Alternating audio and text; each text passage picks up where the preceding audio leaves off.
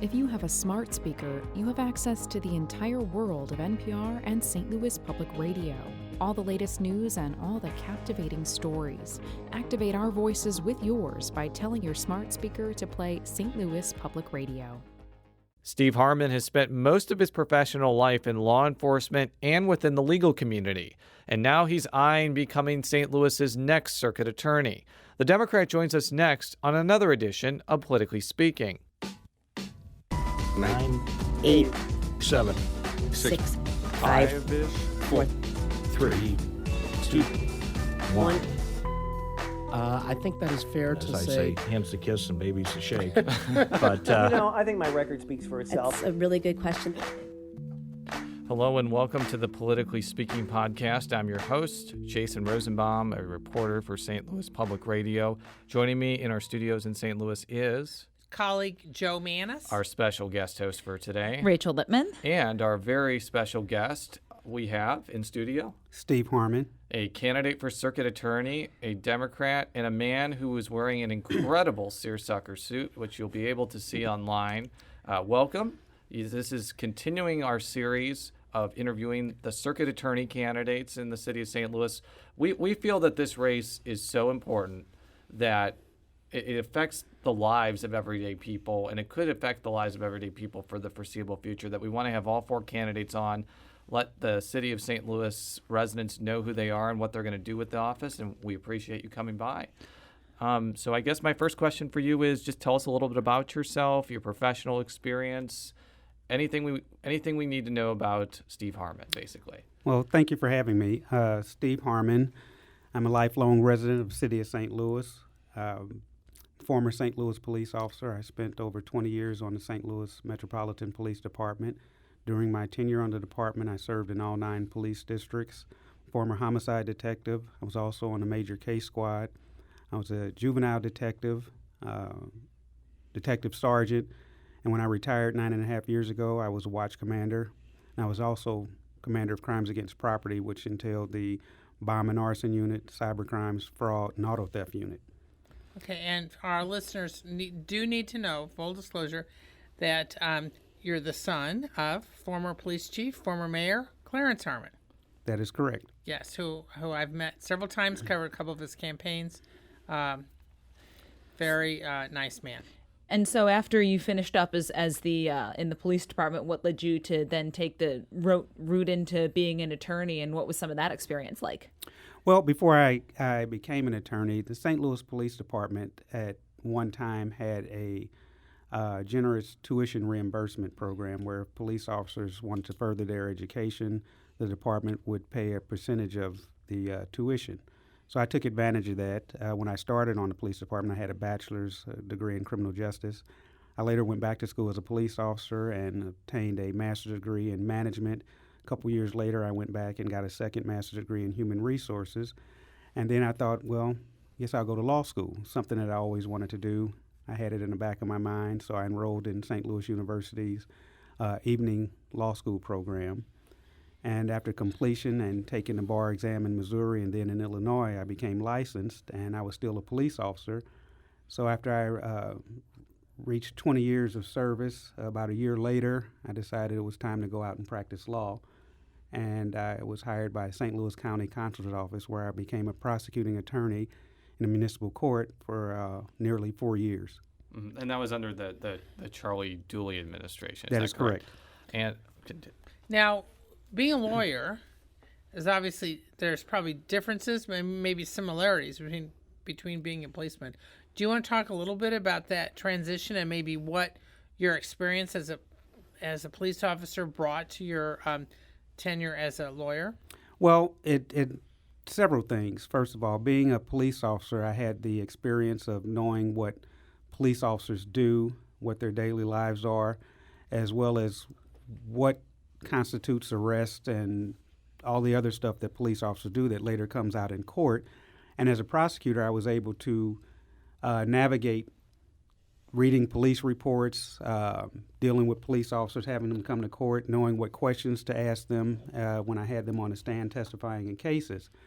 So it was very helpful in that sense. And for our listeners who may not quite grasp, when you hear municipal prosecutor, you might think, well, that doesn't seem like a big deal. But St. Louis County has almost 300,000 or 400,000 people that live in unincorporated St. Louis County. It's a huge swath of area, and basically, I would guess you would be responsible for prosecuting people that commit ordinance violations or just commit, crimes that are against the county laws. Essentially, is that correct? That is correct.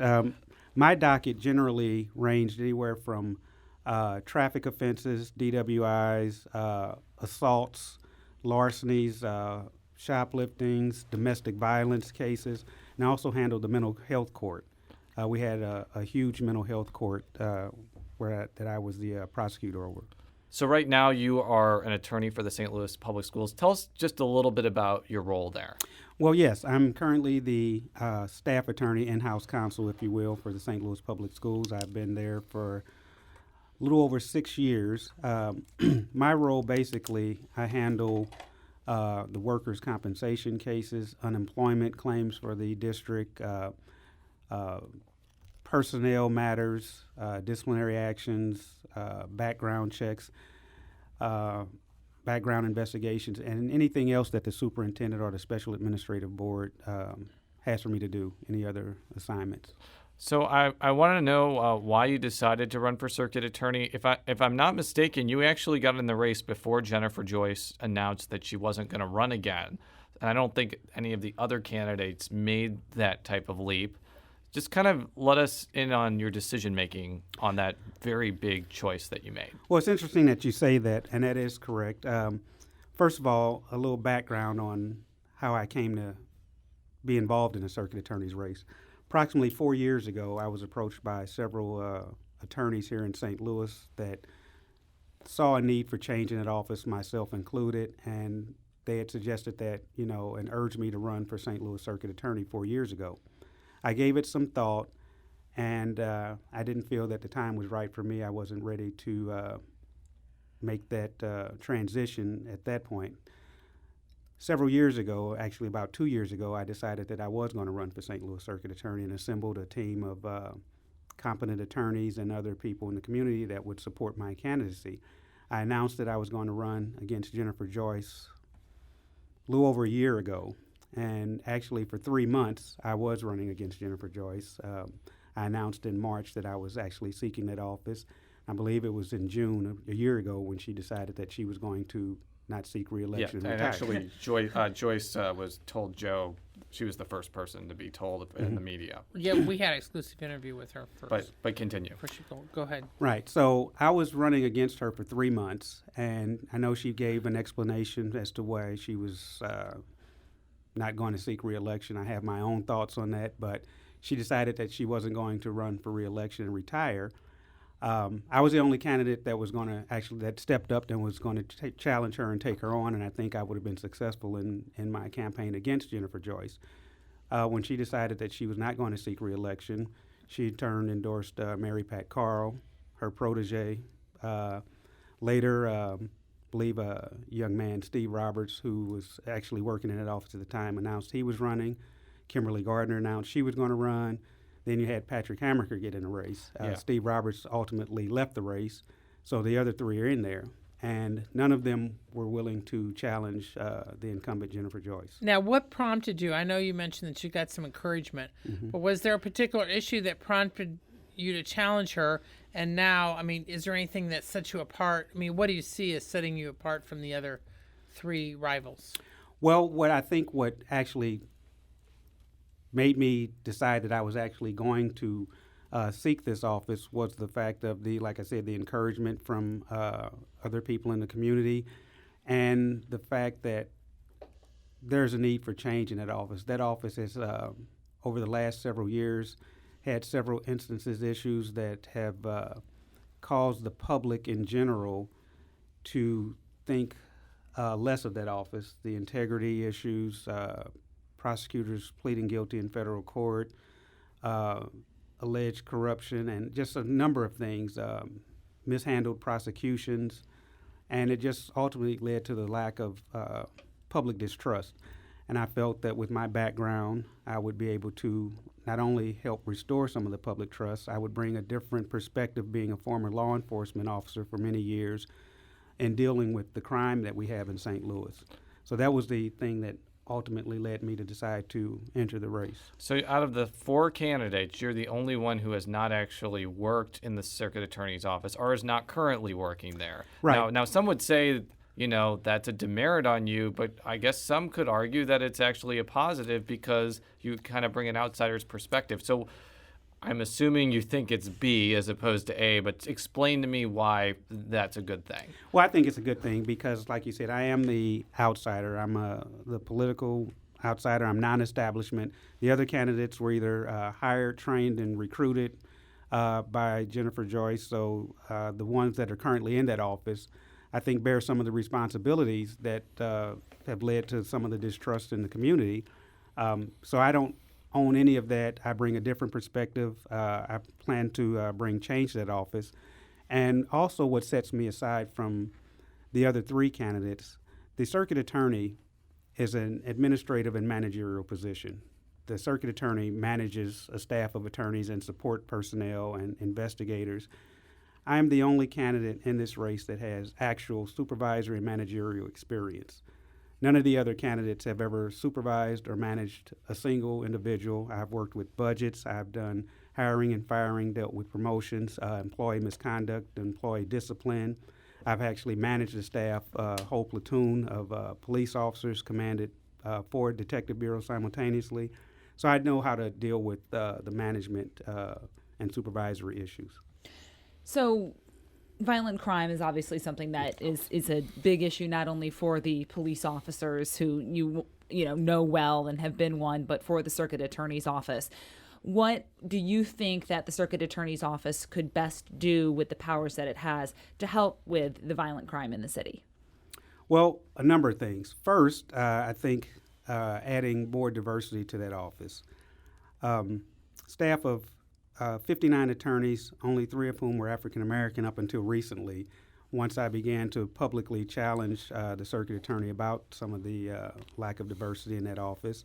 I think that would serve that office in the community much better because oftentimes people of color in this community as well as across the country are less trusting of people in authority that are not like them. Mm-hmm. So when you have a staff that is non-diverse, it brings a lack of trust to that community. Therefore, you have lack of cooperation. Witnesses are reluctant to come forward along with victims and so on. So that would be one of the things I would address. Also, I would look at how that office assigns its personnel. One of the things I plan to introduce to that office is community-oriented prosecution. Most people are familiar with community-oriented policing, right. Mm-hmm. But community-oriented prosecution is similar in theory, but in practice somewhat different. I would have prosecutors assigned geographically throughout the city. Okay. The citizens within a given community would have a prosecutor assigned to them where they would know who their prosecutor is. They would have access to their prosecutor. They would be able to contact their prosecutor and let them know what types of offenses are being committed in their particular area, what they would want their prosecutor to focus on. Because I'll tell you, it may be a particular type of crime or offense occurring in Dogtown, right, that's not occurring in Walnut Park, or that may be occurring in Soulard that may not be occurring in Dutchtown. So people in Soulard would say, this is our prosecutor, this is what we want you to focus on in our area. Right. Versus that community over there may tell their prosecutor to focus on something different. But at the same time, we would still prosecute all the regular, serious offenses. How would that work, though, with it being the police that are responsible for bringing the cases to the prosecutor? You can tell a prosecutor in, Dutchtown, we want you to prosecute car clottings or car break-ins all you want, but until the cases are brought to the prosecutor, they can't just go and pick out and say, we are, we're going to do car break-ins all day long. Well, you're exactly right. So we'd have to have police bring those cases. But at the same time, the circuit attorney can always bring charges against people without the police. A classic example of that would be with the case that's going on right now with Officer Stockley. Right. I know he was arrested recently for an incident that occurred a little over 4 years ago. And the circuit attorney stated that the reason her office didn't do anything about it when they had the evidence 4 Right. years ago was because the police didn't ask them to. The police didn't ask them to investigate. I've never heard of such nonsense where you're the circuit attorney, you have investigators, you have a grand jury, you can always indict, you can send cases to the grand jury, you can issue charges. She didn't need the police to tell her to investigate this. You're the circuit attorney. I mean, if you knew of this evidence, which obviously she did, but she didn't act on it. Similarly, if you know of a crime that's being committed and the police don't do anything, well, she can investigate it, or I could investigate it as circuit attorney and charge accordingly. Right. Not that that would be used in minor offenses. I think that would be something in rare instances, such as the case with Officer Stockley. Now, one of the big issues which Rachel just touched on before was the whole question of violence or the perception of violence. There's been a lot of comments from Attorney General Chris Koster on down about their concerns about gun violence in the St. Louis area and other urban parts of the state. But in this case, we're talking about St. Louis. Is there anything particular that you would do? I mean, granted, the circuit attorney can only deal with certain parts of it, but Joyce has been talking about it. Your rivals are talking about it. How would you deal with it? What do you think the circuit attorney's office should be doing regarding it? Well, I get asked about this daily. Steve, if you get elected circuit attorney, what are you going to do about the crime? What are you going to do about all these guns? You know, with guns everywhere.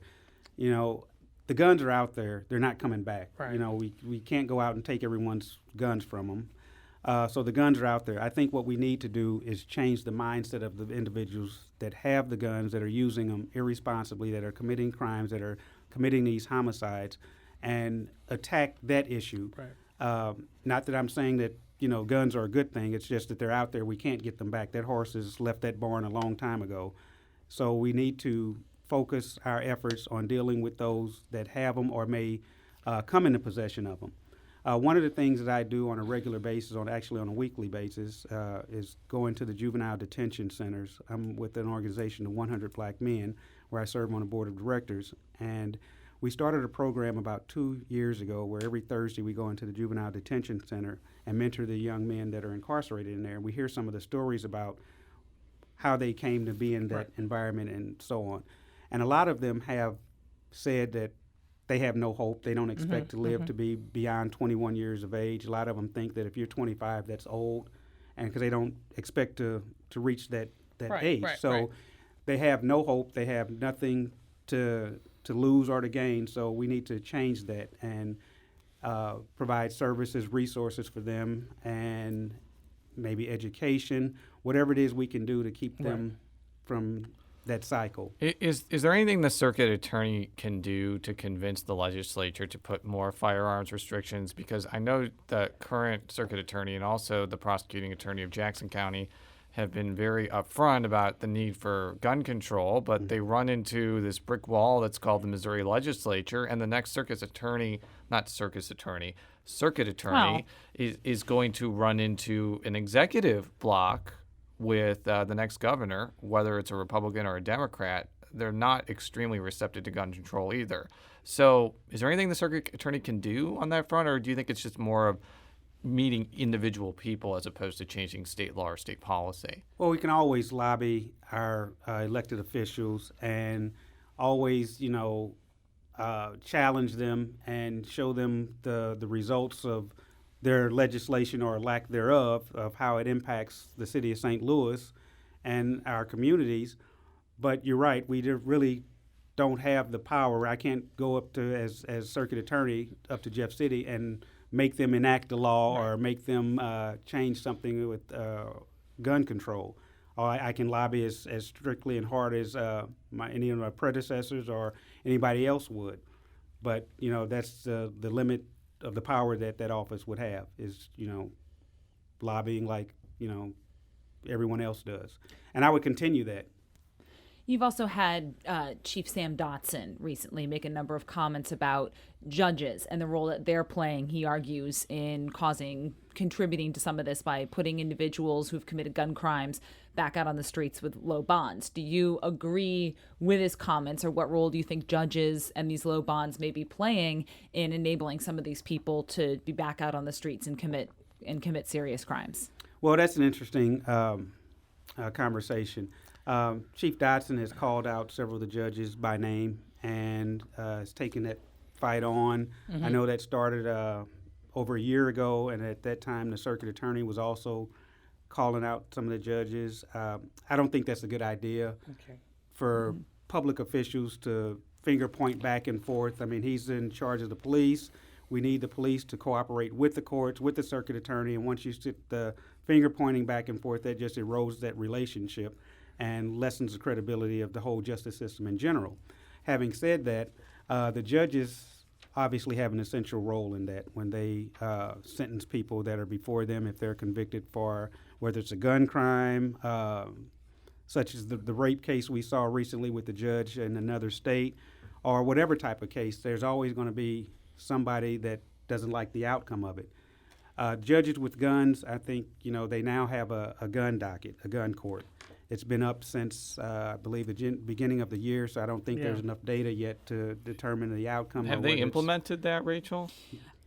The last I knew that they had was sort of the expedited docket. Right. I know that they've got the diversion. They were working on within the prosecutor's office, not within the judge's office, but the prosecutor's office. We've been asking people about that, and I guess what they're trying to do on a state level is put it into statute and make it basically mandatory. But I guess this is more voluntary. But what I believe they have is on the judge's side, it's an expedited docket where they speed up the cases, and then the prosecutor's office itself has been developing with some federal assistance a program to get lower level individuals into more of a diversion, like, hey, you don't need this to put for culture reasons, that kind of stuff. But we're not talking like those who have actually used the gun. It's usually more of a carrying concealed or carrying as a felon. Those kind of things. Now we got that out of the way. Continue. Well, and with the legislation that's currently on the governor's desk, I think this whole discussion will be moot if that gets signed or if it gets overwritten, because then we'll do away with concealed carry. Yeah, exactly. And yes, it's the permitless. Right. Yes. So it'll What's your thought about that? Do you support or oppose it? I strictly oppose that.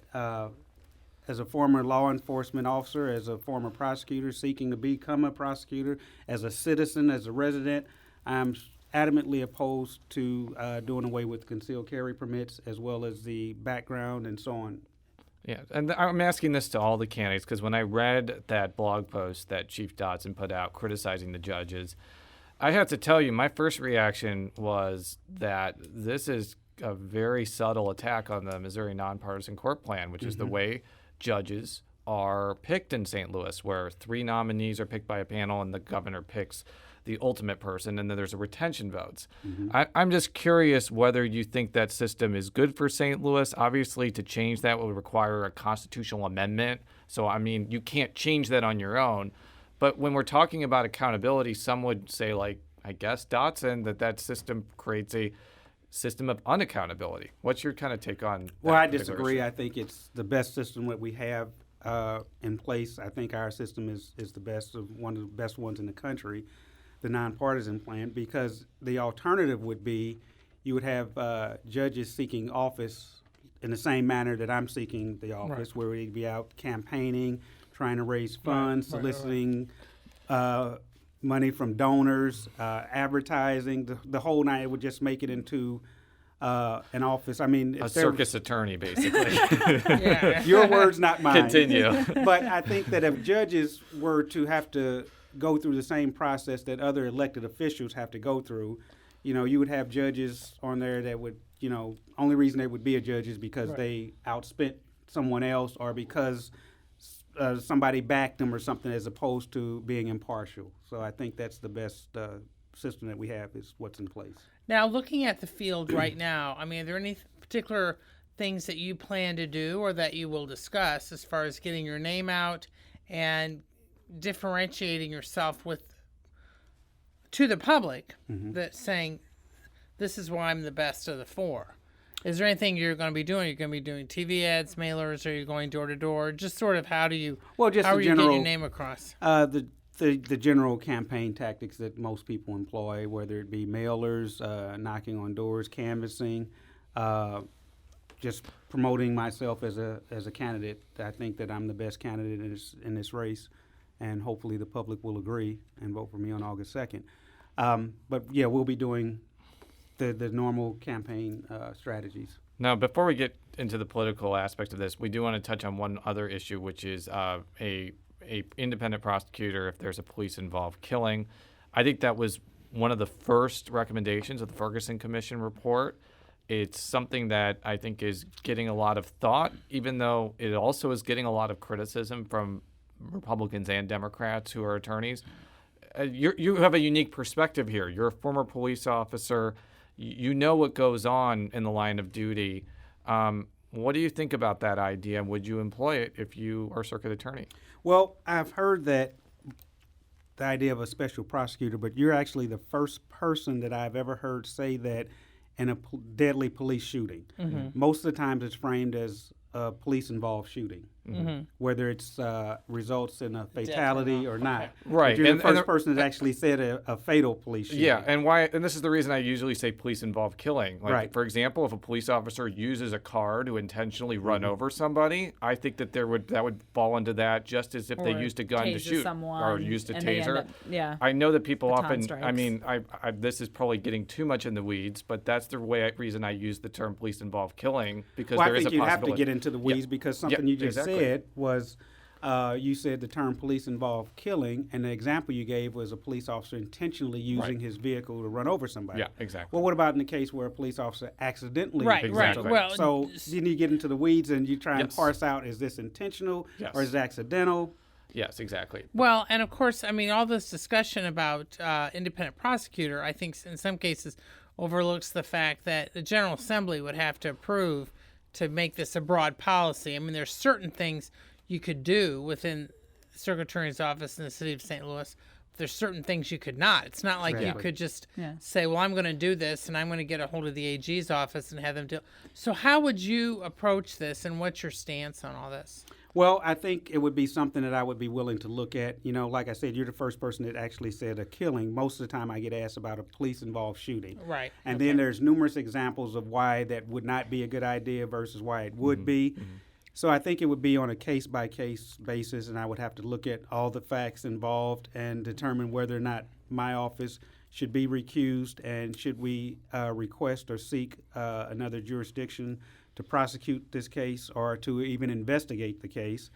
And if so, who? And one of the things about that is that if you have a special prosecutor and they look into the case and they come up with a finding of, no criminal incident or what have you, and then the public's not happy with that, then what? Yeah. Right. So then we Right. get a second special prosecutor. I mean, Right. there's always going to be some question and doubt as to. And I just want to add, I could imagine this would be brought in if a policeman shoots somebody and they don't end up dying too. So it Some could also kind of use of force. Use of force. Serious Exactly. use of I want to force make that incident. clear to our listeners, but when they're taught, when in the Ferguson Commission report, I think they were pretty clear. In that instance, it was when a police officer shoots and kills somebody. And Fatal use I've been of force.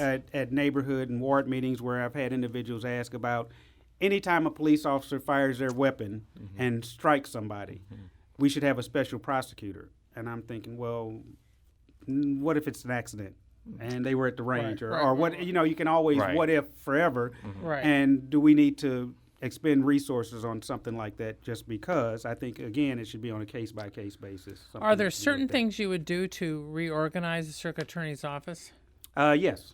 You want to give a little example of that? Well, one of the things I said about the assigning of prosecutors Right. within geographic areas, I would also, before I began any systematic or major overhaul or reassignment of staff, I want to get in there and see exactly what's what, who's where, because I'm sure that office, just like the police department, just like any other organization, has people that have been there forever or people that are there that we don't really know exactly Right, what they right, do right, and right, why right. are you still here or why are you here? Right. And, so I need to find out exactly who's where, who's doing what, what your job is, and then take it from there, do an assessment of that office and see where changes can be made.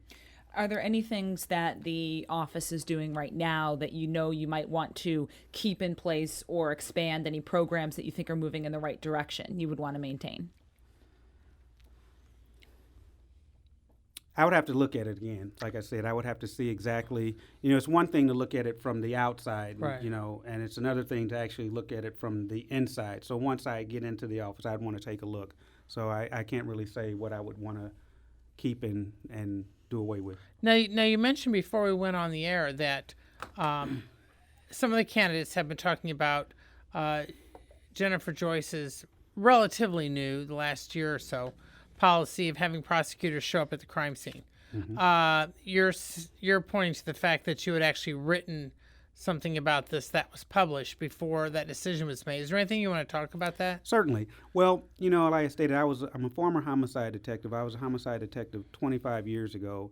And back then I saw the need for having prosecutors come to the crime scene. At that time, the circuit attorney was George Peach, and my partners and I, we would routinely make arrests in a number of homicides. We would take them to the circuit attorney and have the cases taken under advisement, and Right. they would give us instructions to go back and get this evidence, go back and interview this person, go back and do this. And I was thinking, well, if you would have been out there that night with us, you could have told me that because, ultimately you or your people are going to try this case, and it would have been helpful if I would have known that 3 days ago. Right. So I thought about that, and once I began to seek this office, I had an occasion to write an article in the St. Louis American dated March the 12th of 2015. Well, as part of the fact-checking for that article, the editor sent my article to the circuit attorney for a review and a response or rebuttal. So obviously in reviewing my article, I had mentioned that I would have prosecutors come to the crime scene. Well, obviously she read that because several months later, she had a big rollout of press release of prosecutors now coming to the crime scene. So originally that was my idea. It's been documented. I have the documentation to show and support that. And now they're touting that as their bright idea.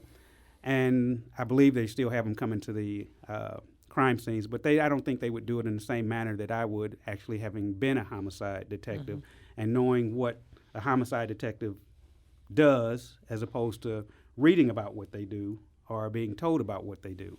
Now, just to flesh out another point you talked about in the outset of infusing diversity into the circuit attorney's office, to also use the St. Louis American as a source. I know that there was a political eye a few months ago where you made where there was a quote from you, and then Joyce's office said the following: she has 5, not 3 black attorneys on staff. One of them is a manager, and there are 21, not 0 black support staff in the office, 8 investigators, 2 victims advocate, 11 clerical staff, 4 are those supporting staff or managers. 1 is detached from the St. Louis Metropolitan Police Department. So, okay, that's what her office says, but I guess my question for you, that's kind of what her office says is the status quo now. What would you do to basically increase that status quo? How would you recruit more African Americans, both the support staff and attorney level, and not just African Americans, but Latinos, Bosnians, LGBT communities, Exactly. all those things? I think that office should reflect the community that it serves, and all of those groups and ethnic backgrounds that you just mentioned are part of this community, so they should be represented in that office in some capacity, whether they're attorneys or support staff or investigators. One of the first things I would do is recruit. I know she's mentioned, when I say she, the circuit attorney has mentioned that it's a challenge for her office to recruit minorities into that office because she says a lot of times that some of the larger law firms want to hire them right out of law school. Well, at the same time, I know a lot of attorneys right out of law school would like to work in that office because they gain experience at a rapid rate that they would, you go to a big law firm and you were someone's assistant or a clerk for 3 or 4 or 5 years before you even walk into a courtroom. Over at the circuit attorney's office, you'll probably be in court in the first week. So a lot of attorneys would love that opportunity. There are a number of African-American law schools, HBCUs, that would love to have some of their students recruited. Then there's, people locally that are in private practice that would like an opportunity. So I think it's a matter of recruiting, where you recruit, how you recruit. As far as the investigators, there are, a lot of people that would like an opportunity to be investigators in that office, as well as support staff. But to have an office where there were 59 attorneys, I said there were 3, and she says, no, there's 5. I think, that speaks volumes of what's going on in that office. Thank you very much for joining us. For all of our stories, stlpublicradio.org. You can follow me on Twitter at @JRosenbaum. You can follow Joe on Twitter at J Mannies. That's JMannies. Follow Rachel on Twitter at R Lippmann, 2 P's, 2 N's. Do you have a website or a Twitter that we can go to? Yes, Harmon 2016, www.harmon2016.com. Go to that website and find out more about our guest. We'll be back next time. Until then, so long.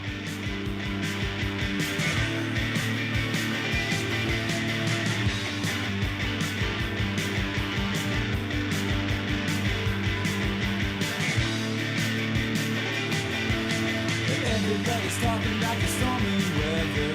What's a man to do but work out whether it's true?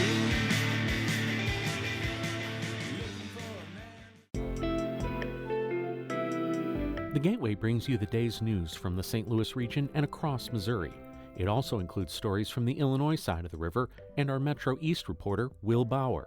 In Alton, in Belleville, in East St. Louis, in Edwardsville, in Cahokia Heights, at Scott Air Force Base, I'm Will Bauer. St. Louis Public Radio. Listen to reports from Will and all of our journalists weekdays on the Gateway, on the STLPR app, and wherever you get podcasts.